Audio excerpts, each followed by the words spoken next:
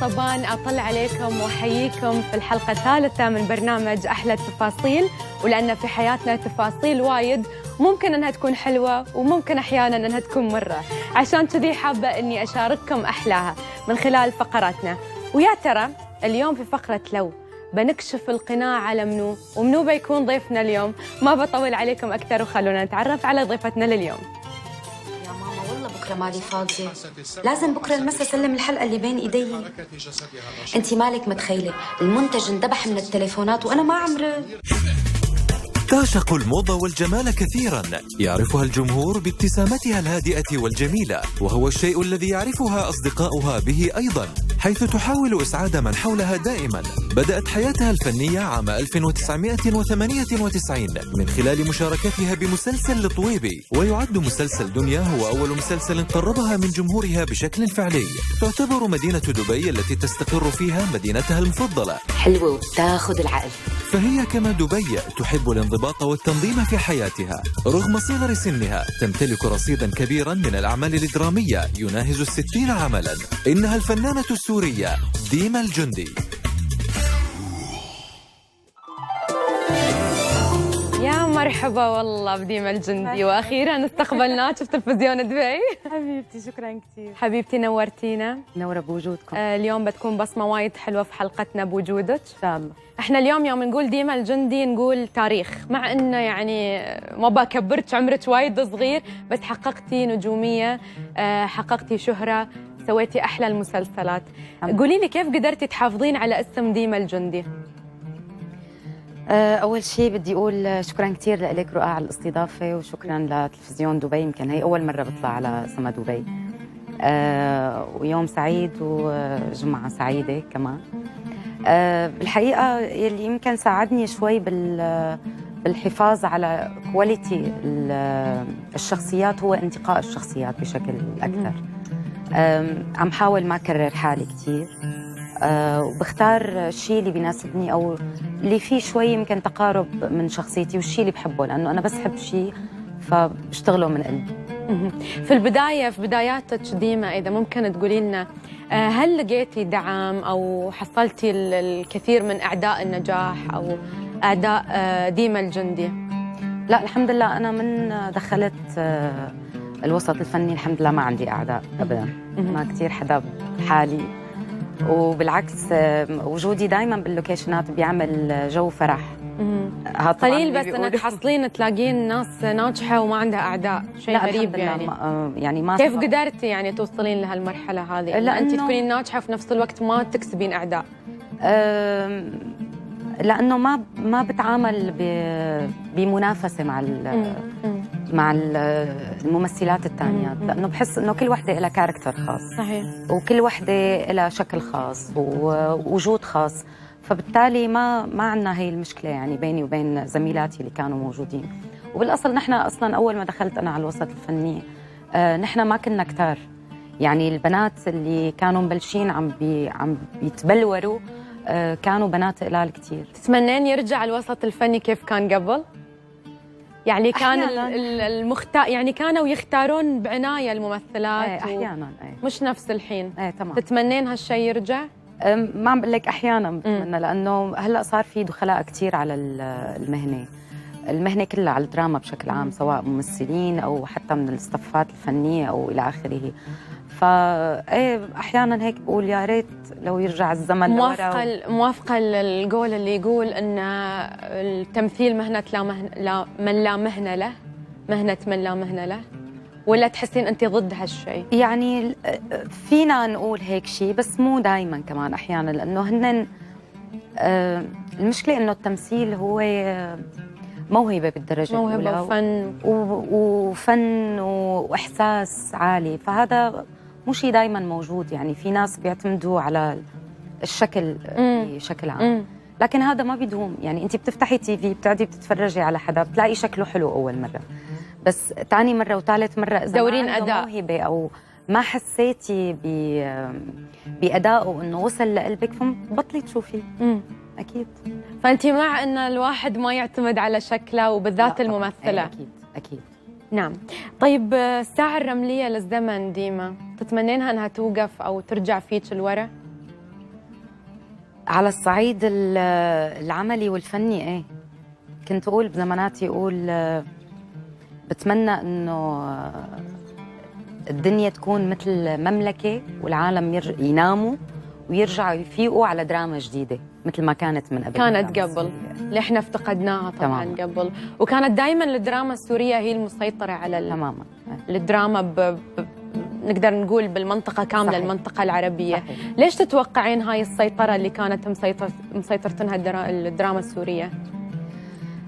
هلأ مؤخراً بسبب الأوضاع السياسية على المنطقة كلها وبشكل خاص على سوريا، صار في هجرة نجوم برات البلد، صار في هجرة كتاب، هجرة مخرجين، فهدول صار صعب استقطابهم مرة أخرى وإعادتهم للبلد، وبالتالي ظروف الإنتاج أصلاً صارت صعبة كتير. يعني إنتاجياً ما بقى في منتجين قوايا مثل ما كانوا من قبل، لأنه كلياتنا بنعرف إنه أصلاً نحن الدراما السورية كانت قائمة على الأموال اللي موجودة كانت بسوريا، إضافة للمشاركة مع شركات أخرى أو تلفزيونات أخرى، وهذا الشيء هلأ ما عاد تحقق، فبالتالي صار الإنتاج أقل، وبالتالي ما بقى فيك تجيبي نجوم صف أول ولا فيك تجيبي مخرجين صف أول، لأنه صارت الأجور أعلى وكذا، وبالتالي صار كل الشغل هو خارج سوريا، فأدى إلى تدني المستوى بالدراما السورية للأسف مؤخراً. يعني نحن كان عندنا ينتج بما يقارب 60 عمل، يعني مينيموم كان في منهم تقريباً 40 جيدين خلينا نقول. هلا نحن ماكسيموم بيطلع عمل او عملين فينا نقول عنهم انه اعمال جيده. يعني نقدر نقول بعد ديما ان الانتاج السوري تحديدا انتقل للدول المجاوره بحكم الاوضاع اللي قاعدين نتكلم عنها. طيب شو دخل المواقع في الموضوع ان تاثرت الدراما السوريه؟ دام ان احنا عندنا مواقع حلوه ونقدر نقول هجره الفنانين تقدرون تحصلونهم في كل المواقع هذه اللي يتم فيها الانتاج، فوين تحسين الغلط؟ السبب انه الدراما هلا غالبا صارت عم تتجه للدراما العربيه المشتركه اللي هي البان عرب. نعم. فاغلب الفنانين المشاركين بمسلسلات عربيه كبيره ما بيعرفوا صراحه الوضع مثل ما نحن عايشين. يعني هلا انا مثلا انا بدبي بس على طول بنزل على الشام والوضع عادي جدا، يعني ما في اي مشكله، فهن بيخافوا، فبالتالي بفضلوا انهم يطلعوا برات البلد ويصوروا، وبيكون اصلا سيفتي اكثر لنا. نعم. ديما الصراحه انا بعترف لك اعتراف قدام الناس اللي قاعدين يتابعونا، بحكم اني انا اصطدتك بمقلب. اي والله. الحين قمت اشوفك بطريقه ثانيه ديما. الحين قمت اشوف ديما ايش كثر هي انسانه عطوفه ورحيمه، واكيد المشاهد بيستغرب من كلامي لانه مو فاهم شو صار. لا تستغربون من كلامي لاني انا اصطدت ديما في مقلب انساني واخفينا الكاميرات عنها، وبتفهمون شو اقصد بالضبط يوم بتشوفون فقره لو. خلونا نشوف فقره لو ونرجع للاستوديو، خلكم معنا. هاي حبيبتي، شو الاخبار حبيبتي؟ شو اخبارك؟ الحمد لله تمام. ما شفت ديما توها طلعت؟ لا لوين طلعت؟ توها روحت قالت لي ريت تفضلي حبيبتي. قالت لي بتروح تخلص اجتماع وبتي. اوكي. شو الاخبار؟ عاش من شافك؟ الحمد لله تمام حبيبتي، واخيرا تعرفنا عليك. انا تعرفين توني عرفت ان اختك لانا. عن جد؟ ما كنت اعرف قبل. اوكي. لانا وايد حبوبه، وايد احبها لانا، لانه كل العالم هلا كل العالم بيعرفوني انه الممثله ديما. من لما اجيت على دبي صاروا يقولوا لي انت اخت لانا. طلعي انا المفروض سيلبرتي مون. قال لك هلا حتى تعرفي شو اختك لانا صح؟ انه عاد تتشابهون شوي تتشابهون. كانت جديد على and don't play with your phone. اوكي. كانت قبل لانه بالعربيه هي go there why you sit there يلا go there. خرب اشكال. ما عليك اشكال شوي تعرفون ايش بيه. لا يعني تخرب المنظر يعني. sit there why you sit there. Don't sit there again جنسين. Why you sit there? This is his لا table. يعني تخرب منظري يعني. شلون؟ لا خلاص ما علي، اسمح لي. هي يلست بالغلط ما عليه. لا يعني المفروض ما تجلسينا هني يعني هاي يلست بالغلط، هي يلست بالغلط. تلهم سوري. Yeah, next time, sit there. Sit there. My friend, excuse me. My friend, these people you have to sit outside, not here with us. Sorry, sir. Why يعني؟ كان عندي شغل لا وخذتها يخربون معي. المنظر يعني. أعرف أنا غلطت، هي لست عدالك خلاص ما عليه. حصل خير. لا يعني ما يستوي هذا الكلام. يعني اللي يخربون منظر خلص العام. يا اخي كمان بني ادمين هدول ما عليك.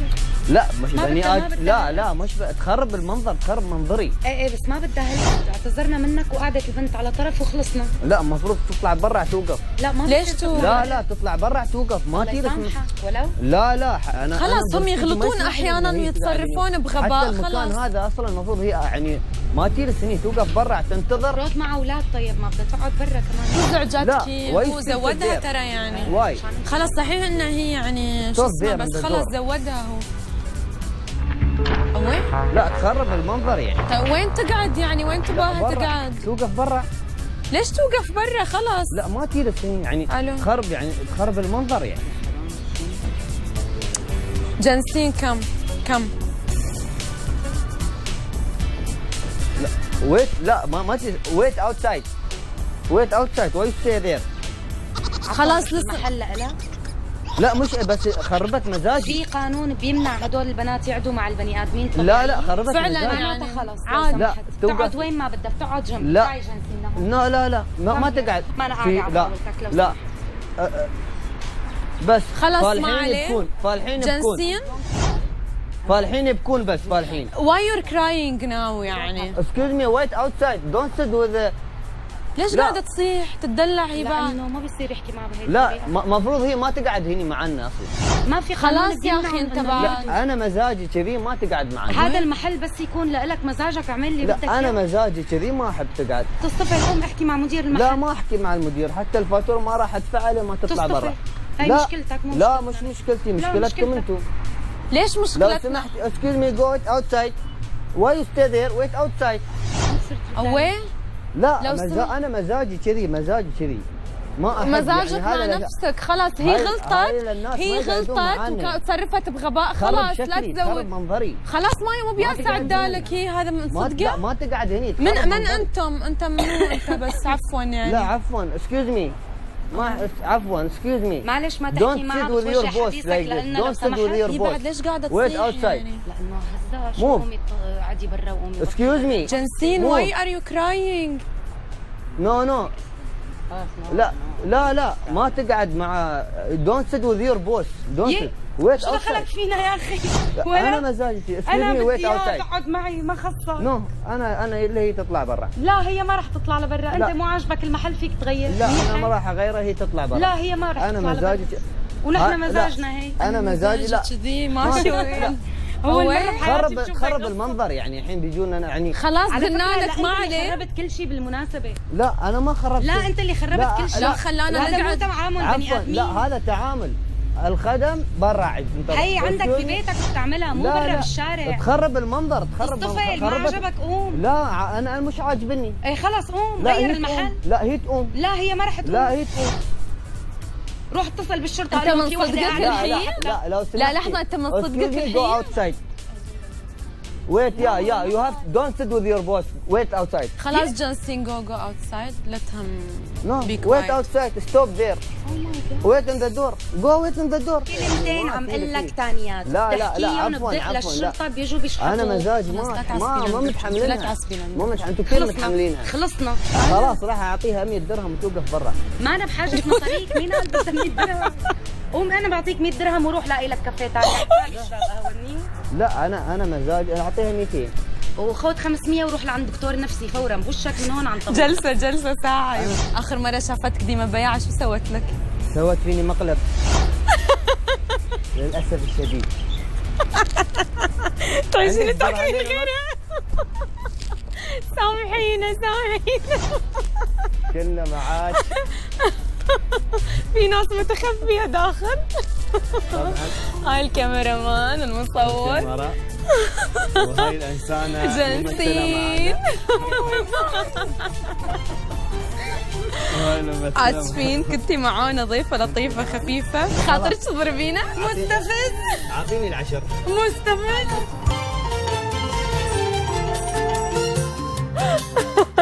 رجعنا مشاهدينا مع المغدور بها، اقدر اقول. كيف شي طافت عليك؟ اول مره بعمري وحياتي بتصير. كنت تسوين برامج مقالب صح؟ ايه بس يعني ما خطر لي انه سبحان انا يصير الله. الضرب فيني. دار الزمن كما رجع تدين عندي. تدان. تماما. قولي لي ديما، ليش دافعتي بهالعنف هذا عن الخدامه؟ اول شغله لانه بشوف العالم كيف بيتعاملوا مع الخدم. انا اصلا ما بحب شو لا الكلمة اللي كلمة تحبين؟ خدم ولا شغاله. شو الكلمه اللي انا بقول لها تحبين؟ ناني. ناني. ايه.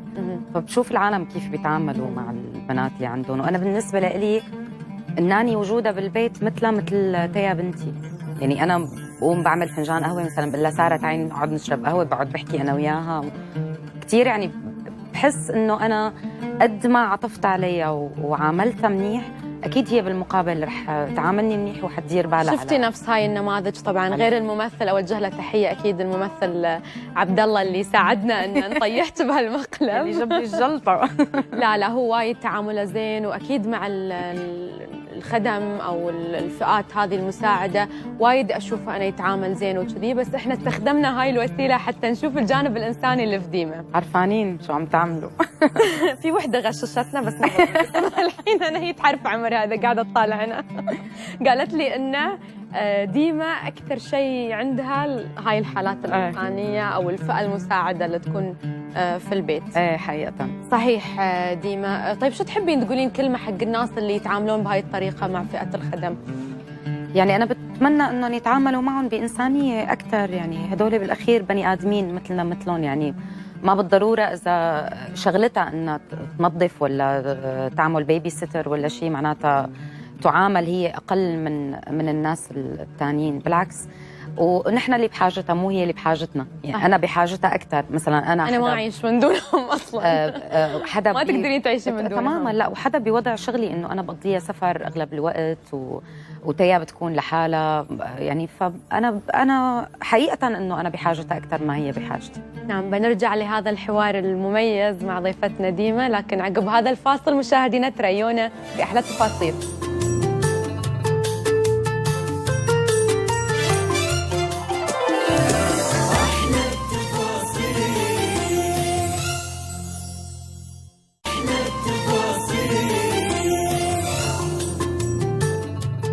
عودة ويا ديما الجندي. طبعا ديما اللي عارفة عنك ان انت ساكنة في دبي، ودوم احنا نتلاقى في دبي بمناسبات والمقلب اللي سويته بعد تلاقينا في دبي كان. خبريني عن تجربتك بالمعيشة والسكن في دبي. هلا انا بالنسبه لي دبي معنا غريبه، لانه حتى لما كنت بسوريا انا اهلي هون من زمان كثير. فكل سنه بوقت اللي بيكون في العطله الانتصافيه او بيكون بعطله الصيف فبطلع بقعد 15 20 يوم، شهر احيانا على حسب. وانا كثير بحبها لدبي. يمكن يعني اول بلد بحياتي قلت انه، طبعا هذا الحكي قبل ما يكون في مشاكل هلا بسوريا، كنت اقول انه انا بتمنى اطلع اعيش بدبي. بحب النظام اللي فيها، بحب الهدوء تبعها، بحب انه فيها كل شيء، ما بتحتاجي شيء اصلا. تحبين طقوس دبي، القهوه العربيه اللي اصلا نشربها، الحلويات، الفواله مال دبي، كل شيء فيها ظريف. بحبها عن جد، بحبها من قلبي. يعني الله يديمها عليكم يا رب هيك، وتضل بخير وسلام وامان يا رب. العربيه ان شاء الله آمين. كلها ويرد السلام وننتعشتي ونرجع ناكل حلويات حلوه في كل مكان. طيب ديما، وين الاماكن اللي تحبين تروحينها في دبي؟ وين تحبين تتوجهين في اوقات الفراغ، ولا ما عندك وقت فراغ؟ والله لا، حتى لو عندي اوقات فراغ بس وقتي بيكون مع تيا اكثر. يعني بنروح مثلا نحضر سينما، باخذها بتروح بتعمل شوبينج، بعزمها على الغداء مثلا بنروح نتغدى انا وياها بشي محل او على عشاء.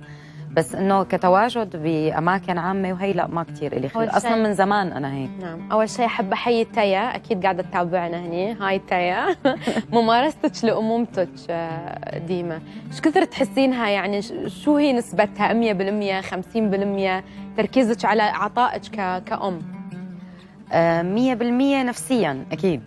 بس فعليا لا، لانه طبعا طبيعه شغلي ما بتخليني يكون معها كل الوقت، لكن بوقت اللي بخلص شغل وبكون متواجده فيه بالبيت بحب انه اكون معها اغلب الوقت. يعني بنعوض شوي الايامات اللي فاتت، فيعني فيك تقولي 60% تقريبا. تعودت هي تطلع معك تشوف نظرات الناس كيف معجبين، كيف يبون يتصورون؟ تعودت على هالشيء ولا تحسينها تتضايق؟ لا، من قبل كانت تبكي حتى لما كانت اصغر شوي. لما تحس انه في ناس قاعدين يشاركونها امها. ايه، لما يوقفني مثلا حدا انه بدهم يتصوروا معي او شيء تبكي من كل عقلها يعني.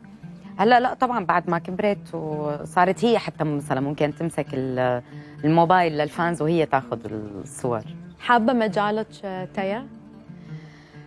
بالعموم ايه. هلا من قبل كمان كانت، لا بتعرفي هلا العمر كل ما بيكبروا شوي بتغير الاولاد، ايه بتتغير شخصيتهم وتفكيرهم اكيد. تحسين انها ممكن تكون تايا ممثله يوم تكبر؟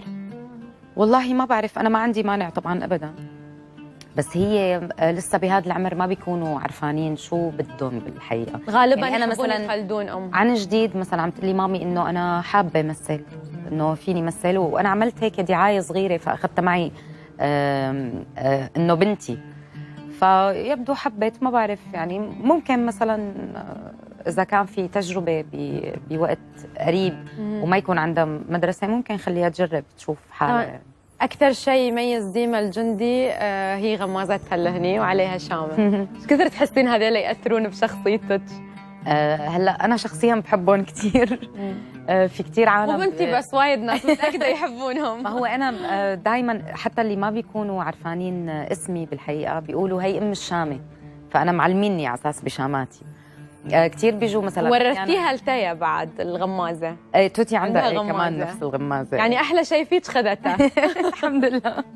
كثير بيجوا مثلا ماكيوريه بنكون بالمسلسلات او شيء، بكونوا اول مره بيشتغلوا معي فبيقولوا لي انه بتحبي تغطيهم مثلا الشمال؟ بقول لهم لا اكيد لا، بالعكس انا بغمقهم بعد الفاونديشن حتى يبينوا اكثر. نعم، لان هذا شيء مميز اعطاك اياه اكيد الرحمن، خلقك بهالشيء حلو الواحد يبينه. احنا بنرجع نتكلم عن المظهر وعن اللوك وكيف الواحد يحب يكون طبيعي وكيف في ناس اختارت تكون صناعيه، لكن عقب ما اشاركك تجربتي في فقره يوم في حياتي اللي كنت فيها مدربه خيول، اباكم تشوفون كيف قضيت هذا اليوم وانا مدربه خيول.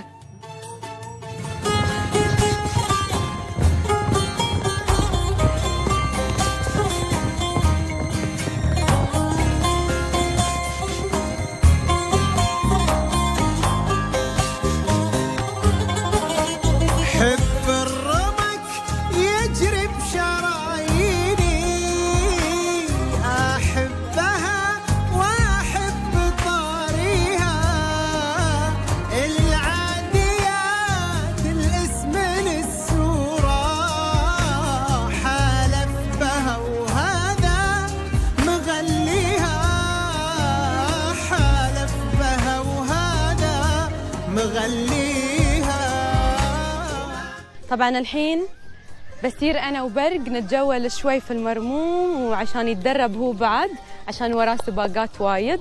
برق جاهز؟ يلا ليتس جو.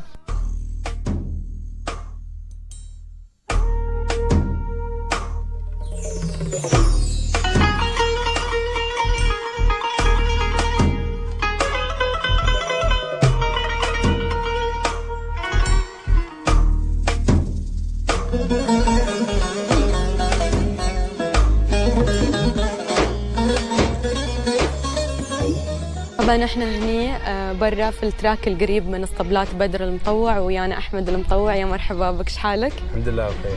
اول شيء اهنيكم على هذا الاسطبل الرائع وعلى هاي الكوادر الموجوده عندكم والعنايه بالخيول الحلوه، وانكم دربتوني على اني اكون مدربه خيول ومشيتوني بعد بالخطوات كامله. خبرني شوي عن تدريباتكم الخارجيه لخيولكم في طبعا السيح، سيح السلم او المرموم او اي سيح.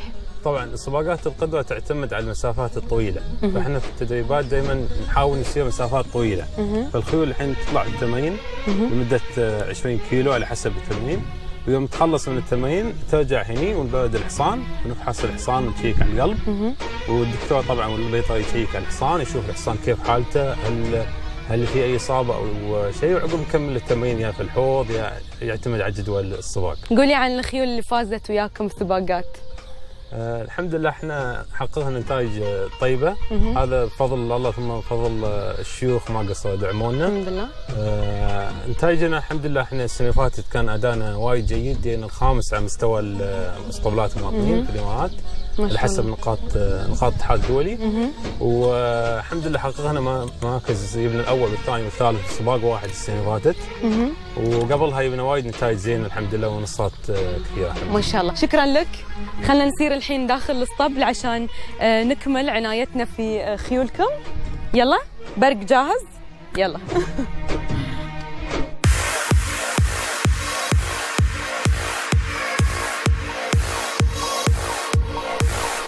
وخلصنا مع برق، بنبرد عليه شوي بالماء عقب يوم طويل.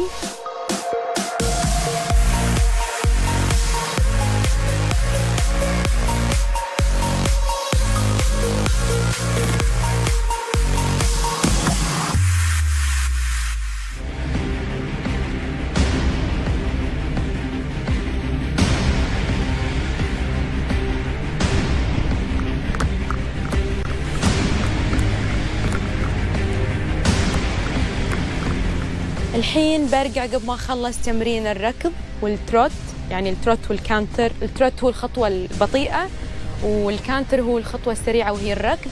طبعا بنصير نوديه الحين على تمرين الووكر اللي هو بيتمشى مشي عادي. طبعا هذا التمرين يعلم الخيول الصبر، يعلمهم انه مو بكله سرعة سرعة سرعة. فخلونا الحين نصير ويا برق عشان ندخله للووكر عشان نشوف عقب التمرين شو بنسوي له بعد. خلكم معانا. يلا برك.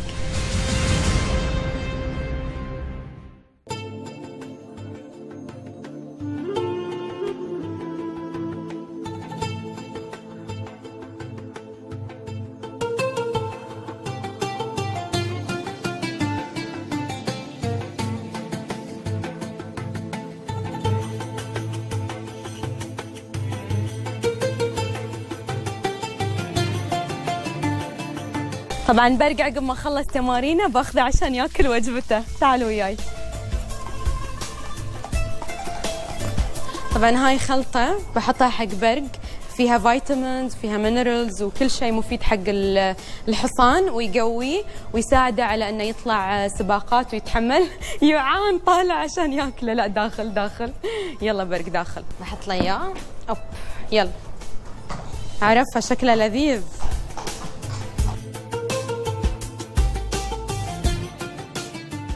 بخلي برق ياكل الفيتامينز ماله واكله، بصك عليه الباب عشان يقدر يرتاح.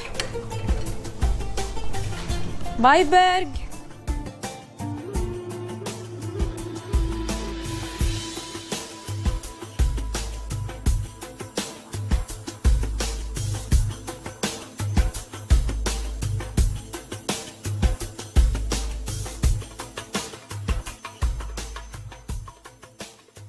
Hello, Dr. Claire from Badr Al Mutawwa Stables. Nice to meet you. How are you? Tell me about this horse and what are you checking? This horse is a new horse that came now. I'm just making a general checking. The heart, the gut sounds, the mucosa, the ocular mucosa, and all is fine.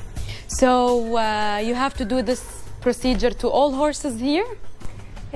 Yes, sometimes we make to ones that are little different, changing in the food or something like this. اوكي. قالت ان تعتني في الخيول او هذه الاجراءات تسويها مع الخيول الجديده او اللي بتغير لها الفود تقريبا. اوكي. I want to talk about something very important about the horses. Horses love the sugar, right? But it's not good for them. What do you say for the trainers that they feed them sugar? I think it's not good, but sometimes after a race, it's good to give them like a prize. You give little. Of sugar? Yeah. And how about the carrots, apples, and... Yeah, it's good after a long training or a race.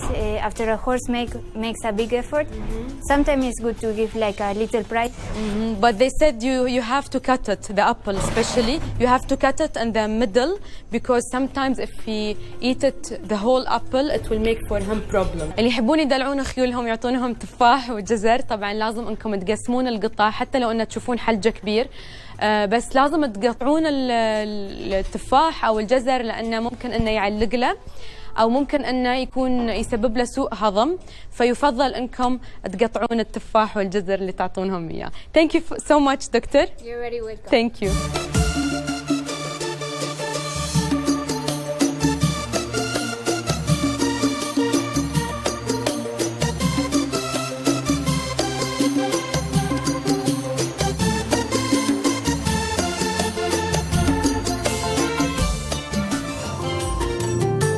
كل الشكر للصب البدر المطوع على هاي الفرصة الحلوة اللي أعطوني إياها وعلموني كيف أكون مدربة خيول، ولأن أصلاً أنا فيني هذا حب الخيول الكبير، فحسيت إني أنا أكون مدربة، يعني من إعلامية انتقلت واستويت مدربة وحسيت إني نجحت في هالشيء. طيب أنتي ديما تحسين عمرك بعدين في المستقبل ممكن تطلعين من مجال التمثيل تستوين شيء ثاني؟ ما بتخيل والله، ما يعني لا. ما بعرف اشتغل غير هالشغله الحقيقه، الا اذا بدي اعمل شيء بقى له علاقه هواياتك، ميولك، مجال ثاني. يعني انا كل عمري بحلم انه اعمل مكتبه للاطفال، مكتبه خاصه بالاطفال، يعني بس يكون فيها مثل برامج، يعني مو بس انه والله كتب محطوطين وخلاص، يعني كل يوم يكون في نشاط معين للاطفال مشان اعودهم على القرايه. يعني نفس الحضانه نقدر نقول، يعني مو حضانه بس انه اللي بيحب مثلا انه يقرا يعمل شيء خاص له علاقه بالقرايه، بنرجع بننمي له هي بنشوف مشروع ديما ان شاء الله اللي هو ان شاء الله ان شاء الله. اذا نطلع معكم مشاهدينا لهذا الفصل، نرجع حتى نتابع معكم، خليكم معنا.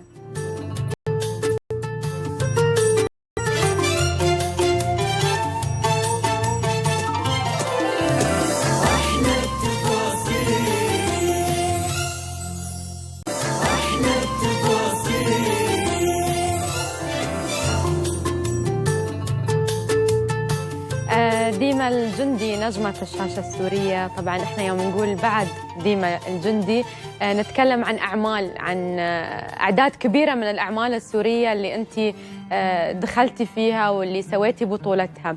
نبغى نتكلم شوي عن شخصية زهرة في باب الحارة اللي أنت كنتي فيها، تعلمتي لغة الإشارة، كانت خرسة البنت، وأنت تعلمتي لغة الإشارة. ايش كثر كان متعب هذا الموضوع؟ هلا كان متعب كتير، لأنه المطلوب كان إنه لاقي حدا، لاقي بنوتة يعني تكون خرسة وطرشة وبتقرا شفايف وما أنا متعلمة بمدرسة سمو بكم. فأنت ما بتخيلي الوقت اللي قضيته، فترة طويلة كتير كنت عم دور على هيك حدا عشان يعني. تعلمت يعني؟ لأنه هي ما لازم أنا أتعلم الحركات الحقيقية تبع المدرسة، يعني هي لأنه بنت عفوية وبهداك الزمان ما كان في مدارس سمو بكم. إلى أن التقيت بفاطمة، الله يوجه لها الخير. فاطمة بنت خرسة وطرشة وما بتعيط، لأنه معروف طبعا الخرسان ما تقدر لما بدهم يحكوا ما بيسمعوا حالهم، فبيكون صوتهم كتير عالي. كانت تقرا شفايف، فكنت كل يوم أخذ النص وروح لعندها وهي تعلمني شو أعمل، إنه كيف بتسمي الأشياء بطريقتها الخاصة. كانت تقرا هي؟ لا السكريبت؟ لا هي ما بتعرف لا تقرا ولا ما تعرف ابدا لا نهائيا. لا بس مثلا اسالها انه فاطمه كيف بدي اقول بنت فتعمل لي هيك انه جدايل، مثلا الشاب هيك، الرجال هيك، انه شوارب. في كتير كان هيك اشارات تعلمتهم منها لفاطمه، طبعا استعملتهم بالمسلسل. الحين تقدرين تتعاملين مع صم وبكم؟ لا اكيد لا، لانه عم اقول لك انا هدول الاشارات بس بعد يفهمون الاشياء العفويه، اكيد يفهمونها. ما بتخيل هلا في اشارات حديثه اللي هي نفس الشيء تماما هدول مو كل العالم بيعرفون اكيد. صحيح، بس اعتقد انا من وجهه نظري ان اكيد يعرفون الاشياء عرفتي الخفيفه اللي ممكن بالطبيعه ما عندي فكره والله، ما جربت اتعامل معهم يعني بالمره. ما بعرف. الفرصه الذهبيه لديما وصلتها ولا بعدها؟ لا لسه. في المجال العمل ولا في المجال الشخصي؟ لا بالمجال العمل اكيد، لا لسه يعني لسه ناطره شيء اهم ان شاء الله لقدام. ما شاء الله كل اللي سويتيه وبعد تحسين انه ما اخذتي الفرصه الذهبيه؟ لانه لسه شوي انا مقطره بادوار معينه اللي هي ادوار البنت الطيبه الحبيبه اللي بتعاني وبتبكي يعني هذا الاطار العام اللي انا موجوده فيه. حابه شوي اعمل شيء مختلف. تحسين عمرك في ادوار الشر ممكن تنجحين ولا ما تليق على هالوجه الحلو؟ والله ما بعرف. هلا في عمل انتهيت منه مؤخرا، هذا رح يكون لرمضان 2017، عامله شيء جديد يعني، فالحكم بيكون للجمهور. ان شاء الله اقدر اكون ان شاء الله كنا متحمسين عشان نشوف ان شاء الله. طيب ثلاثيه موطني اللي جسدت معاناه الشعب السوري، هل انصفت معاناتهم ولا تحسين ما انصفتها؟ هي كان وظيفه هي الثلاثيه هي القاء الضوء تسليطه حقيقه على المهاجرين اللي كانوا يهاجروا من سوريا بالاوضاع الى خارج سوريا. ما بتتخيلي شو موجعه رؤى، ما بتتخيلي شو موجعه. يعني نحن في مشهد من المشاهد اللي هو مشاهد الغرق، تخيلي نحن 7 ساعات بالمي ما قدرانين نطلع لانه كان برد، فنحن المي بالنسبه لنا ادفى. تقريبا عشنا هلا طبعا قد ما عملنا نحن ما رح نقدر نعيش 10% من الحقيقه يلي هي صارت يعني. مؤلمه كانت الحقيقه، كان التصوير بهي الثلاثيه مؤلم كثير. فما بالك الصدق والواقع تماما اللي نقدر تماما يعني. الله لا يدوقها لحدا يا رب، وترجع سوريا احسن من قبل، ويرجعوا كل اللي برات البلد على سوريا. آمين. وان شاء الله يا رب السلام والامان، برجع بقول على الوطن العربي كله وبالاخص على بلدي حبيبه سوريا. امين يا رب. كيف لقيتي ردود الافعال في ثلاثيه موطن؟ كانت ممتازه والله. واستغربت حتى انه يعني المفروض غالبا الدراما السوريه منشوره اكثر ببلاد الشام، يعني سوريا والاردن والعراق ولبنان وفلسطين. حتى تفاجأت انه في عندي فانز انا صار من وراء ثلاثيه موطني، حتى من الوطن العربي ككل، وبالاخص من مصر. بمصر تابعت هي الثلاثيه بشكل غير منطقي. الشعب المصري دائما قريب من كل العرب، ودائما يتفاعلون، دائما يتأثرون، تماما. دائما تحسين عندهم ردات فعل قويه. تماما. فالحمد لله يعني الثلاثيه كانت ناجحه بدليل انه الجمهور كله حبها الحمد لله. دمعة ديما الجندي متى تنزل؟ قريبه؟ والله هي سهله كثير انها تنزل. انا حدا حساس بالعموم، و دمعتي سخية مثل ما بيقولوا، بس مؤخرا صرت شوي عم بمسك حالي أكثر يعني. ليش؟ تحسين مشاعرك هاي ما تبين تطلعينها؟ خلص صار شيء خاص فيني، لأن ما عالم بيفهموها إنه هي لحظات ضعف. هي مو لحظات ضعف، أنا ما بحس إنه البكي هو ضعف. لا طبعا. هو حالة إنسانية خاصة بالشخص. يعني ممكن تنزل دمعتي إذا شفت ولد جوعان، ممكن تنزل دمعتي مثلا بالموقف نفسه اللي أنت عملتيه معي، إنه كيف شخص مثل هذا ممكن يعامل بني آدمة بهي الطريقة البشعة. ممكن تنزل دمعتي إذا حدا ضايقني بكلمة، بيكون حتى مو قاصدها بس هالقد يعني. فلا بمسك حالي غالبا، وإذا بكيت ببكي قدام أشخاص بحس إنه أي ممكن يفهموا حالتي أكثر، إنه هي مو ضعف يعني، هي خلينا نسميها حالة بوح. آخر مرة صحتي فيها متى؟ بكيتي فيها؟ مو كثير من زمان. قدام منو؟ بينك وبين نفسك؟ تقريبا ايه. نعم. طيب ديما شو تعني لك الأسماء اللي بقول لك إياها الحين؟ محمد الماغوط الله يرحمه يا رب. عمو محمد هو عمه للماما، وعلاقتنا فيه كانت علاقة كتير جيدة، وأنا فخورة عن جد إنه أكون جزء من هي العائلة اللي مثقفة، يلي إلها باع طويل بالأدب والفن. الله يرحمه. طيب ياسر العظمة؟ أستاذ كبير طبعا، تجربتي الأولى كانت معه مرايا 99. كيف ردة الفعل في مرايا؟ انطلقتي من هذا المسلسل ولا قبل كان عندك؟ لا، هو أول تجربة أول كانت لي بعد مسلسل الطويبي كانت هي مرايا، بس كنت كومبارس متكلم بالمناسبة. يعني حتى في وحدة من الفانزات هذاك النهار عملت لي منشن على الانستغرام، عم تقول لي ديما هي أنتِ؟ قلت لها إيه والله أنا كنت أصح وشعري قصير أكثر كمان كانت وحدة من المحطات ببداياتي لدخول الوسط الفني. أمل عرفة حبيبة قلبي هي وتوأم روحي. كيف كانت تجربتك وياها في مسلسل دنيا؟ كانت دنيا تجربة أسعد كتير سعيد.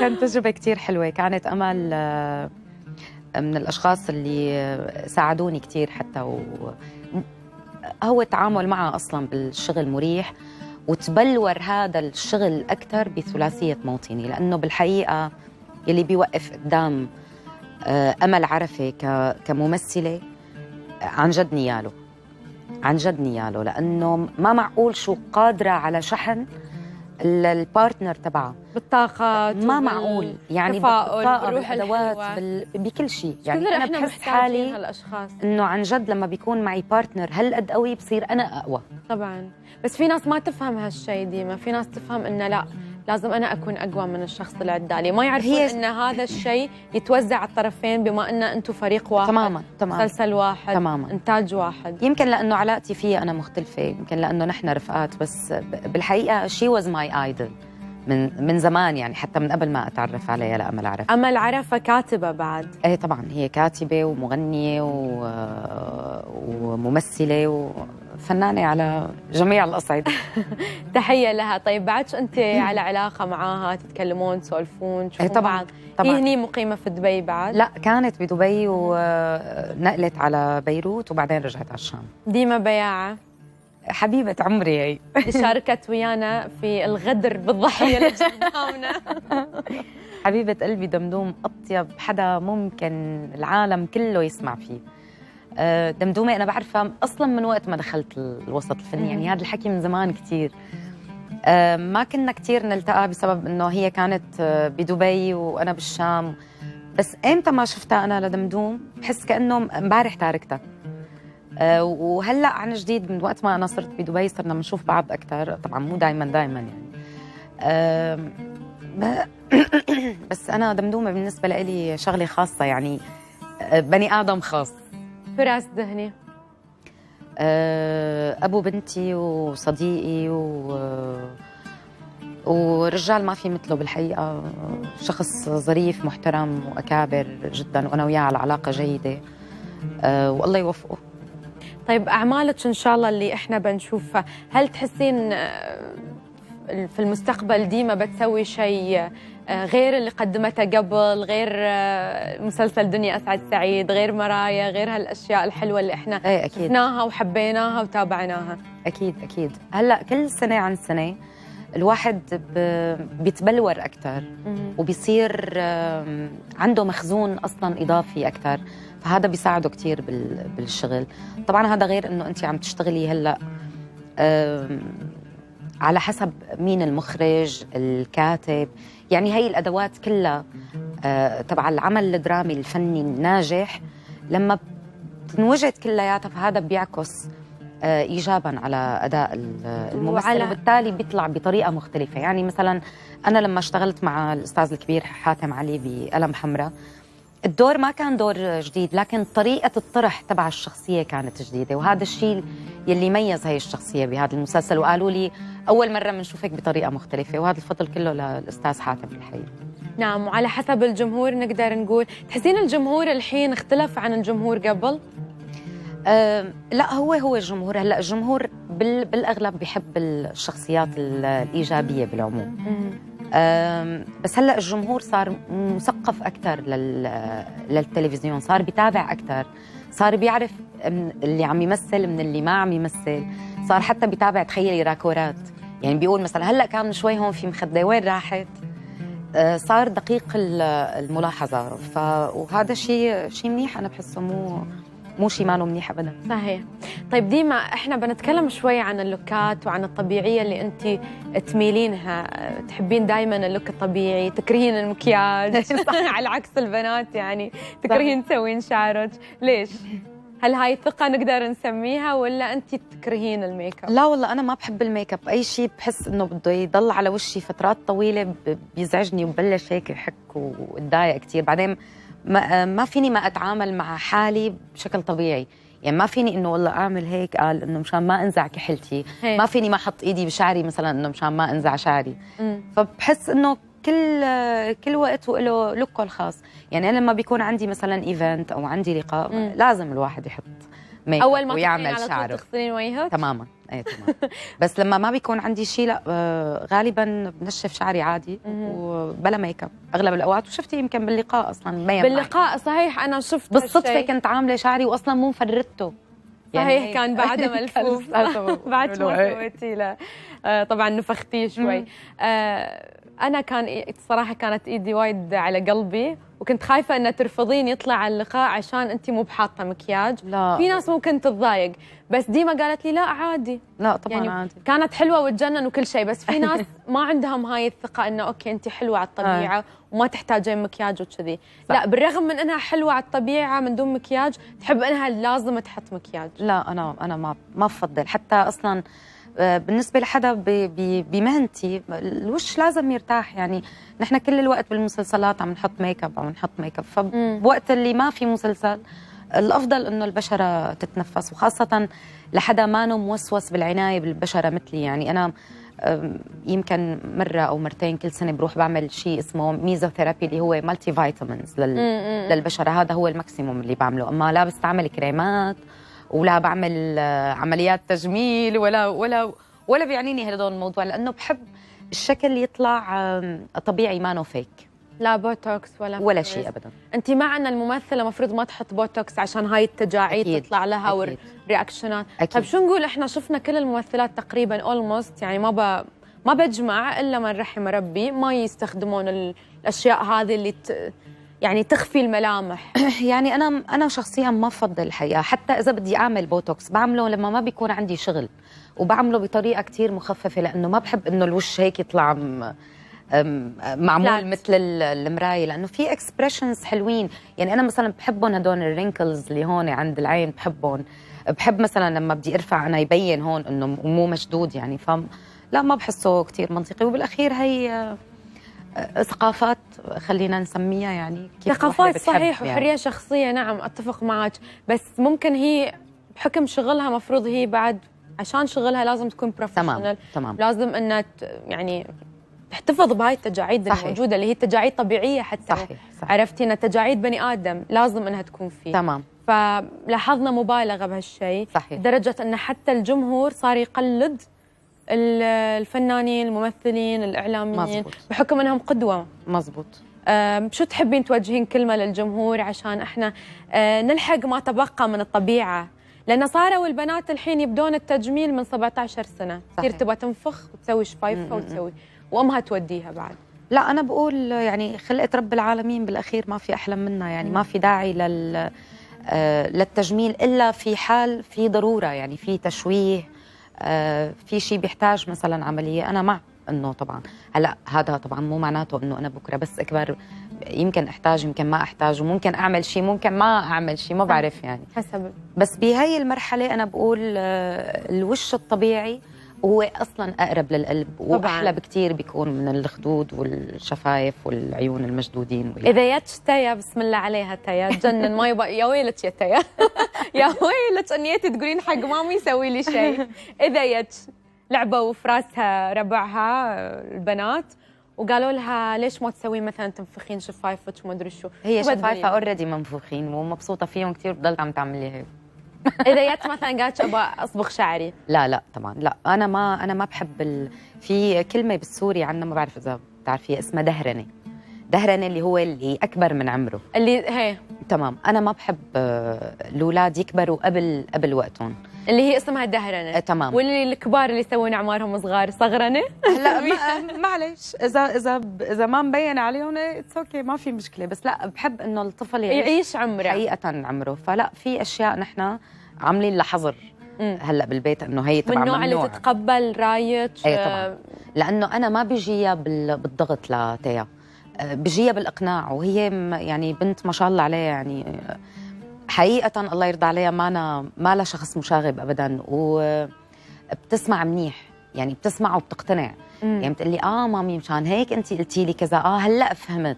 لأنه بعطيها أمثلة، مثلا بقول لها إنه لما بدك تروحي على مكان لازم أنا أكون بعرف، لأنه ممكن تفركشي بالطريق توقعي، بسم الله، لا سمح الله تنكسر إيدك، يصير معك شيء، فأنا لازم أكون بعرف. بتقلي مشان هيك أنت بتخافي علي، معك حق. وبالتالي ما بناخذ وقت نقاش كثير انا وتيا، خلص. ما تينها بالتنفير لا بالترغيب؟ لا ابدا. انت مع الترغيب للاطفال انا بحب علاقه الاهل تكون بالاولاد هي علاقه صداقه، لانه هيك بتكسبي الطفل. وخاصه انه نحن عايشين بدبي، هو مجتمع كبير كثير، ثقافات مختلفه، جنسيات مختلفه، وكل بلد لها عاداتها وتقاليدها الخاصه فيه. صحيح. فبالتالي انت بدك تحافظي على المتبقي من عادات وتقاليد البلد اللي انت جايه منها بهذا الحدود، وما بتقدري غير انه انت تكوني صديقه للطفل بهذا العمر لحتى تكسبي له جنبك. اذا راجعين مع ديما الجندي، لكن عقب هذا الفاصل خلكم ويانا.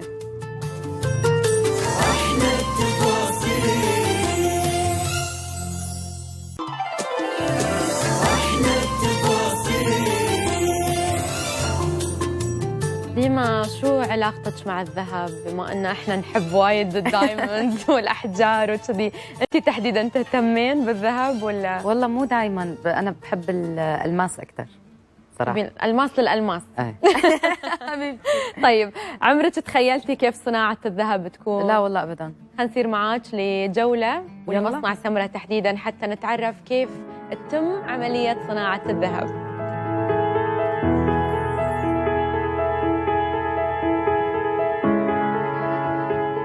أهلا وسهلا فيكم بمصانع سمرة للمجوهرات بدبي. نحن اليوم رح نفرجيكم ورا كواليس تصنيع ذهب وكيف بنصنع، وبالأخص هالقطعة اللي هي من مجموعة عيد الوطن.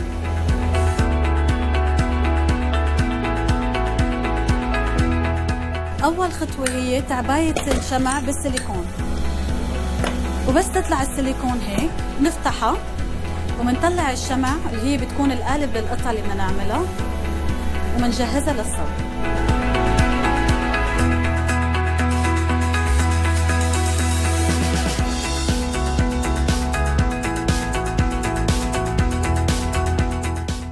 ثاني مرحلة هي بناخذ الشمع ومنعلقها بشمعة بطريقة شجرة، مثل ما عم بتشوفوا هو عم بلحم الشمع على الشمعة حتى تصير معنا بشكل شجرة مثل هيك.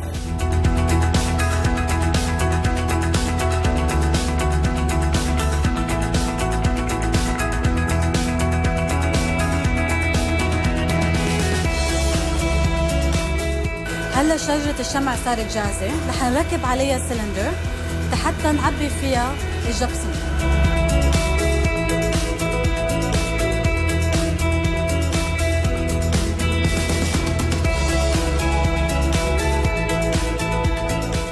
بعد ما يمضى 18 ساعة والجبس بالفرن بصير جاهزين تنحط الذهب للصب، وهيدي مكنة الكاستنج، ونفوت الذهب حتى يصير يذوب الذهب.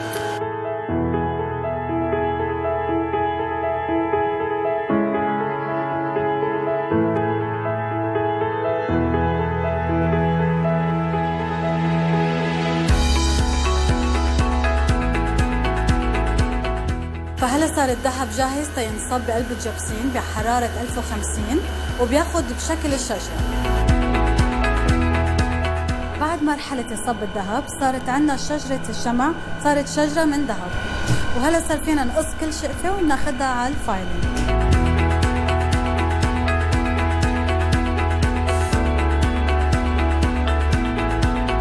بعد مرحلة الكاسنج بيصير عندنا القطعة بشجرة ذهب، وصار فينا هلا ننعمها للقطعة ونعمل لها فايلينج. مثل ما نكون شايفين هون عم نبرد القطعة حتى ننعمها ونتأكد انه ما في شيء من الذهب طالع من محله.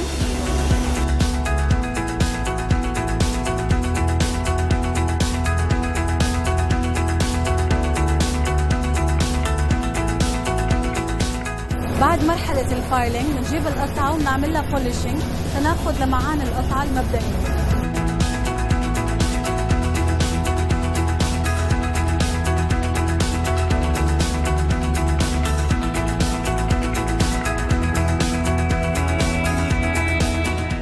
بعد التنظيف والبولش صارت القطعة جاهزة تنعبيها لون، وهيدا النوع اسمه لاكتورينج. فهلا بنشوف كيف عم بعبي الألوان تيطلع شكل العلم.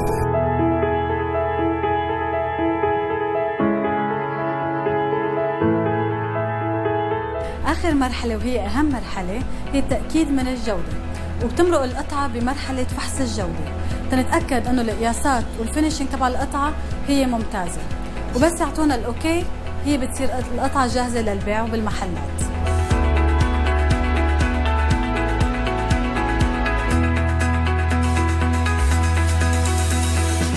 وهلا صارت القطعة جاهزة ورح تصير متوفرة بمحلات سمرة، وهي باحتفال يوم الوطني الإمارات.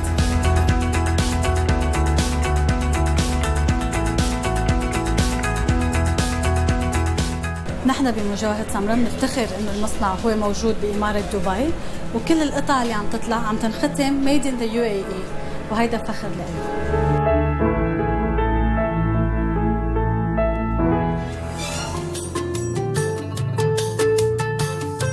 هذه كانت رحلتنا في عالم المجوهرات، وعرفنا فيه كيف تتصنع هاي المجوهرات، كيف هاي التحف الحلوة. أتمنى أنك تغيرين رايك بالذهب وتحبينا أكثر يا ديما. ممكن. إذا ديما كانت رحلتنا وياك وايد حلوة في البرنامج، سويتي بصمة وايد حلوة حبيبتي. وعندنا مفاجأة لك، خير، لأن عيد ميلادك الأسبوع الجاي. ايه كيف عرفت؟ قولي لي. كل عام وانتي بألف خير. يا لا